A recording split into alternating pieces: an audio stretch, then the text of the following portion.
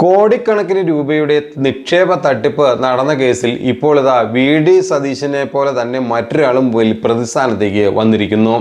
VD. സതീശൻ്റെ വലിയ അനുഭാവിയും വലിയ കൂട്ടുകാരനുമായ KPCCയുടെ ഒരു സെക്രട്ടറിയായ ശ്രീനിവാസനാണ് ഇപ്പോൾ കോടിക്കണക്കിന് രൂപയുടെ നിക്ഷേപ തട്ടിപ്പ് കേസിലെ മുഖ്യ പ്രതിയായി വന്നിരിക്കുന്നത്. നമ്മൾ കഴിഞ്ഞ ദിവസം ചർച്ച ചെയ്തതാണ് തൃശ്ശൂർ കേന്ദ്രീകരിച്ച് നടന്ന ഒരു വലിയ തട്ടിപ്പിനെ കുറിച്ച്. പൂങ്കുന്നത്തെ ഹീവാൻ നിധി ലിമിറ്റഡ്, ഹീവാൻ ഫിനാൻസ് കമ്പനികളുടെ പേരിലായിരുന്നു തട്ടിപ്പ് നടന്നത്. ഈ കമ്പനിയുടെ മാനേജിംഗ് ഡയറക്ടറാണ് KPCCയുടെ ജനറൽ സെക്രട്ടറിയായ CS ശ്രീനിവാസൻ. ഈ ശ്രീനിവാസന്റെ നേതൃത്വത്തിലാണ് സുന്ദർ മേനോനോടൊപ്പം ചേർന്നുകൊണ്ട് വലിയ തോതിലുള്ള ഒരു തട്ടിപ്പ് നടന്നിരിക്കുന്നത്. കോടിക്കണക്കിന് രൂപയുടെ തട്ടിപ്പാണ് കോൺഗ്രസ് നേതാവിൻ്റെ നേതൃത്വത്തിൽ ഇപ്പോൾ സംഭവിച്ചിരിക്കുന്നത്.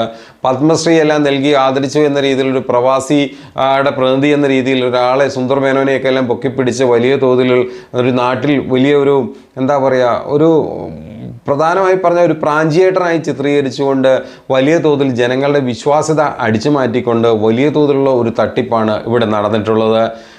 ഈ കമ്പനിയുടെ മാനേജിംഗ് ഡയറക്ടറാണ് ഹീവാൻ നിധി ലിമിറ്റഡിൻ്റെ മാനേജിംഗ് ഡയറക്ടറാണ് ഈ പറയുന്ന CS ശ്രീനിവാസൻ. കോൺഗ്രസിൻ്റെ KPCCയുടെ ജനറൽ സെക്രട്ടറിമാരിൽ ഒരാളാണ് ഈ പറയുന്ന CS ശ്രീനിവാസൻ. കേസിൽ മറ്റൊരാളായ BJP RSS ബന്ധമുള്ള ക്രിമിനൽ കേസുകൾ പ്രതിയായിട്ടുള്ള ബിജു മണികണ്ഠനും ഈ സംഭവവുമായി ബന്ധപ്പെട്ട് പ്രതിയാണ്. അതായത് കോൺഗ്രസ് നേതാവും BJP നേതാവും ഒരേ സംഭവവുമായി ബന്ധപ്പെട്ട് പ്രതിയാകുന്ന ചില അപൂർവമായ കാഴ്ചകളിൽ ഒന്ന് മാത്രമാണ് ഇത്.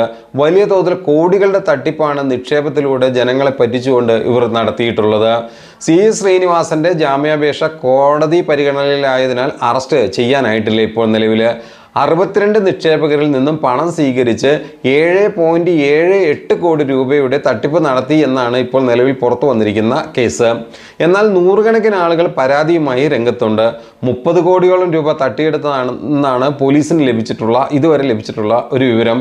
തൃശ്ശൂർ സിറ്റി ജില്ലാ ക്രൈംബ്രാഞ്ചാണ് കേസ് അന്വേഷിക്കുന്നത്. നിക്ഷേപം തിരിച്ചു കിട്ടാത്തതിനാൽ ഫെബ്രുവരിയിൽ നൂറുകണക്കിന് ആളുകൾ പൂങ്കുന്നം ചക്കാമുക്കിലെ ധനകാര്യ സ്ഥാപനത്തിൽ എത്തിയതെങ്കിലും ജീവനക്കാർ സ്ഥാപനം വിട്ടുപോകുന്ന സാഹചര്യമാണ് ഉണ്ടായത്. തുടർന്ന് ഇവർ കോൺഗ്രസ് നേതാക്കൾക്ക് പരാതി നൽകി. ലോക്സഭാ തെരഞ്ഞെടുപ്പായതിനാൽ ശ്രീനിവാസനെ സംരക്ഷിക്കുന്ന നിലപാടാണ് അന്ന് കോൺഗ്രസ് നേതൃത്വം സ്വീകരിച്ചത്. തൃശ്ശൂർ കോർപ്പറേഷൻ സ്ഥിര സമിതി അധ്യക്ഷനായിരുന്ന ഇയാൾ കഴിഞ്ഞ നിയമസഭാ തെരഞ്ഞെടുപ്പിൽ കൊടുങ്ങല്ലൂർ സീറ്റിനായി വൻ തുകയാണ് പാർട്ടിക്ക് അന്ന് സംഭാവന നൽകിയത്.